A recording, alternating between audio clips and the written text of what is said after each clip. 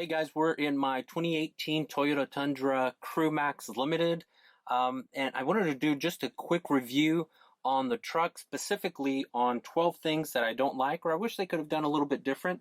But before we get started, I want to just do a quick full disclosure.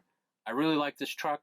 If I would have gone back and did it all over again, I'd have bought the same one. So I certainly don't want to say that I'm dissatisfied with my purchase or that I regret it. I just simply want to point out that this truck isn't perfect, and I wish there were some things that they could make a little bit of changes that I think would make it a much better experience, or maybe when they go to redo the whole truck that they can address these things. So let's get started. So number one, we're going to get started in the back seat, and that is the lack of storage. So I always like to have a bag with tools and stuff so that in case I need it or anything like that. And I'd like to have somewhere to store it. And I thought, okay, well, under the seat, there's no space, there's no storage options under there. And you think, oh man, well, what about behind the back seat? Well, you can't have access to that either. And so that's pretty disappointing. And what's even more disappointing is that this seat used to be able to recline in previous models, and now they've gotten rid of that. So not only did you get rid of the reclining seat, you don't have storage. So at least give us the reclining seat back. Number two is the shift knob, gear knob being right there on the center console.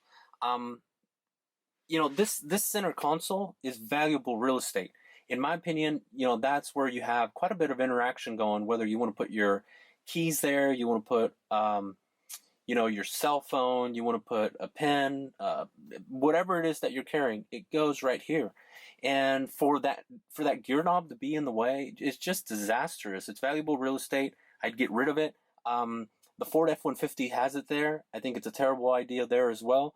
I'd rather have it here on the column, or I even like with the Dodge Ram, or the Ram, still Dodge in my opinion, if they could, the dial. I think that's so much, that's really efficient, a good use of space, and I think they're knocking it out of the park with the center console by far. No one's even close, and I think they've done a really good job. So if they get rid of that gear knob, that would be great. Number three, a dated infotainment system. This thing is dated. I mean, when you step in here and you turn it on, you look at graphics that look like, belong in an early 2000s system. I mean, this thing is very dated. The user interface is terrible. It's a little difficult sometimes to use it. It should be a lot more user-friendly. I plan on replacing that with like one of those Apple CarPlay systems and, get a better experience. But this is awful. So number four, and again, remember this is the Limited. There's no memory seats. My wife loves to drive this vehicle. I like driving it. And so when we're in and out of it, it'd be nice to be able to just push a button and have those memory settings so that I didn't have to set my mirrors and my seat. It'd just be nice. But again, not the end of the world, but something they can improve upon. All right, so number five, I'm not going to get too far into it, but you guys know it's on everyone's list. Bad gas mileage. The one thing that I'll say is you've got a big engine. You've only got a 6-speed as opposed to an 8 or a 10 like some of the other guys. You don't have some of that start-stop technology, nor do I want it. Let me just make that clear. I don't want any of that. I do want the 8 or 10-speed transmission. And then you've got a 430 rear end. So that's not exactly adding up to something that would give you good gas mileage. Nonetheless, something to complain about. All right, number 6 is a small glove box. Now, if you look at it right there, you think, man, that's a big glove box. But let's go take a look at it, and I'll show you what I mean. All right, so this glove box takes up a lot of space, and you're thinking, man, that thing's got to be huge. But when you open it, and you realize that this is really used up because of this, look, you can't use that. And then you got this big piece of plastic here in the way. It really reduces the space of the glove box. After that, you've got this little shelf here, which I'm going to find a way to remove because it just gets in the way. Again, really disappointed. This is an enormous truck with enormous amounts of room inside, and the glove box is pretty disappointing. All right, so number 7 is the sound system. It is, I guess you would call it okay. I wouldn't call it good. I'd call it okay. And especially when you buy the Limited, they step it up in the sound system department. And in my opinion, it's par at best. They do add a subwoofer, or you've got a subwoofer back there, But and I like bass. I like to hear, some thump in my music, and it takes a lot of volume for you to be able to get some of that thump. And by that time, you're just annoyed by how loud it is. So I'm not a big fan of it. I want to give a shout out to the Dodge Ram. Yes, it's still Dodge. The Dodge Ram on the redesign. They have speakers up here. Phenomenal. Good job, Dodge. All right, so number 8 is, again, not this is very minor, but I just wanted to point it out. All the other manufacturers have gone to electric fans. I would love to have some electric fans in this. This one still has the belt-driven fan, which again, it performs fine. What I just don't like about it is that when and I guess you get this with both systems, but when you're going down the road, you hear that fan swirl up, and it's just loud. Don't get me wrong, with the electric fans, when you've got the AC on, those are really loud. But I like the idea of how much air they push at low idle. I know they do a better job than these belt-driven fans, so that would be really nice. I know some of the other manufacturers have gone to it, and I know it's not much, but when you don't have the belt-driven fan, you free up a little bit of the horsepower and torque. It's not as much of a drag on the engine. I know because I've got a 2002 Chevrolet Silverado that I did an electric fan conversion, and I felt it to be a little bit more responsive, a little bit more peppy. Again, it'd be nice if they had that on this particular truck as well. All right, so number 9, again, I really don't mean this to be as a complaint, but I'm going to combine 3 things into it while we're under the hood. No firewall. It'd be nice to see some sort of firewall. Again, I'm sure the truck does just fine. I can trust Toyota on that, but all the other vehicles I've seen have the firewall.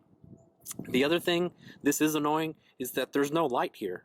There's no light, so when you lift up the hood, nothing lights up at night. So you've got to carry a flashlight, some sort of lamp to be able to light up if you need to get under the hood for some reason. And then the other one that I'd point out, and again, this is just a wish, it'd be nice, but like when you lift up the hood, it's just a regular old hood, you lift it up, I'm perfectly fine, it's okay. I do like the idea though, that on some of the vehicles, when you're able to lift the hood, that the grill goes with it. I just thought that was neat. And I'm thinking, okay, why do you need that? Well, in case you need to clean off the radiator, in case you need to do any work over under the hood, by the radiator, it'd just be easier to have access to. Again, that's just me. I have a feeling that it has to do with that thing right there, and that's the safety sense situation. I'm sure they don't want that bouncing up and down every time you open and close the hood. All right, so number 10 is no 360-degree view. So you do have a camera in the back, a rear view camera, and it's nice. You put it in reverse and you can see behind you, and that helps. But one of the things with this particular truck is when you look back, this sits really high, so you don't have good visibility. And then also the seats are rather high. The visibility just isn't great, and this is a tall truck, so having the 360 view would really help out. And I think it's kind of a safety thing, so it'd be nice to have. I'd be the first to tell you, I used to not be a fan of those, but ever since I've seen them in use and actually used trucks with them, it's actually pretty nice, so I'd really push for that. All right, so number 11 is no step bed assist. You can't, there's no little step here, or like Chevrolet has that little step in there to be able to get in and out of the back of the truck.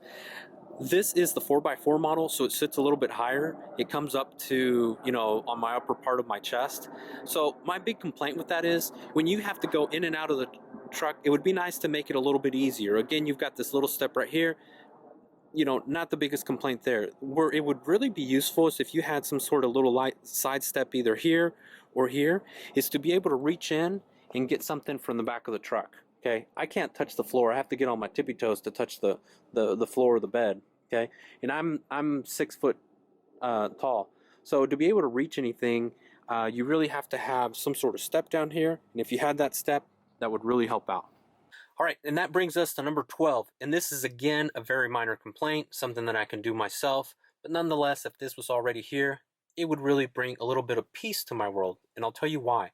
This is a big vehicle, and I got the Crew Max because my kids are getting taller, they need more space, and I'll say we take trips. We have an RV that we like to tow. We like to go on long trips, and so little things that make it easier back here for the kids to stay quiet and not fight all the time are much appreciated. And one of the things that creates a little bit of tension is the fact that you've got a pocket here. Okay, so when the kids need to put things away or storage or any of that sort of thing, one kiddo has this one, and this one doesn't have one. Now, I understand what Toyota's probably thinking, as with a lot of manufacturers, is they're only thinking about the driver. Driver needs to put their map or something away, they put it here, and that's the end of the story, and that's what you use it for. But in reality, this is a family vehicle, in my opinion, because it's the big crew max. You're going to have people in here, and a pocket right here would have been a big plus. So, with that being said, guys, I'm completely happy having purchased this. My wife is happy, which is extremely important. And I don't regret it. I'm going to do a video on things that I really, really, really like about the Toyota. So I want you to stick around for that one. If you enjoyed this video, I'd appreciate a big like if you could. And don't forget to subscribe. I'm going to be doing more videos about this Toyota Tundra, comparing it to other vehicles that I think you're really going to like. So thank you so much for checking out this video, guys.